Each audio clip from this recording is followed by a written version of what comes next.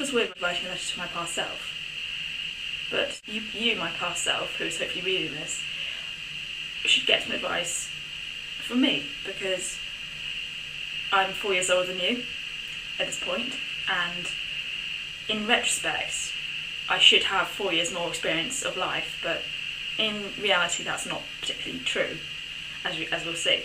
Because the next 4 years are going to be very difficult, but they're also going to be very fun, and I just thought I should just give you some advice to help you on your way. I know you're not a big fan of school at the moment, because I mean you're in the middle of your GCSEs, but don't worry, time's on your side. You'll soon be leaving and going to college, which is going to be fun. But also keep in mind that in the next few years you're going to have to make big decisions about your life, and these decisions will affect you far, far more than the decisions you've made before in the past, because the decisions in the past you've had to make are only very short term. So I thought you should keep that in mind. And college is going to be enjoyable. You'll meet lots of people, and you'll be studying creative media, and it's really fun. But past self, please remember, don't wander off in London on your own, away from a group, because that will not make you many friends. Then we come to the topic of the male of the species, boys. I'm aware, past self, that you are not particularly happy that you don't have a boyfriend yet, and your future self doesn't either. But over the years, I've come to realise that my unattached status is of no importance whatsoever. You've got to remember, past self, that your life is not like a film, it's not like a book, it's not like a TV show. You're not going to meet the love of your life dropping a pencil when you drop a pencil.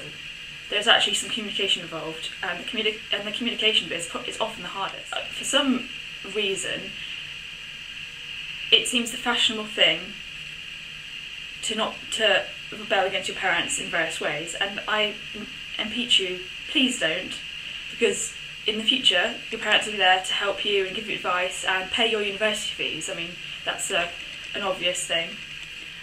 So please don't take them for granted. Just go and give them a hug and just say, I appreciate you. And you'll find that with your mum,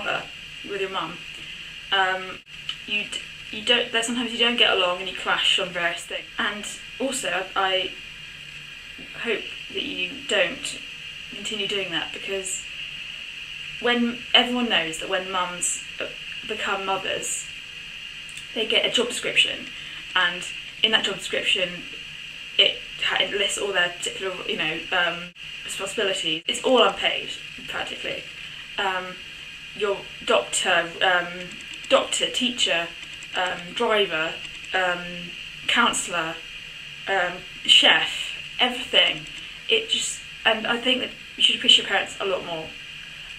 Probably the last and most important bit is pets, because I know that you've got Lottie at the moment and you've also got lots of guinea pigs, and that's great, but I think you take Lottie for granted a bit, that she'll always be there, and obviously she won't be there forever.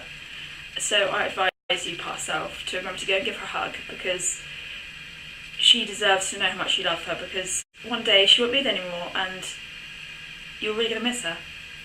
I advise you also, past self, that especially in college, don't get besotted with someone just because they're the opposite gender to you, because it's not going to work out. You should really appreciate that you're an amazing person, because there's only one of you. And I think that you'll actually look back on the days that you're living now and think, what a great time you had.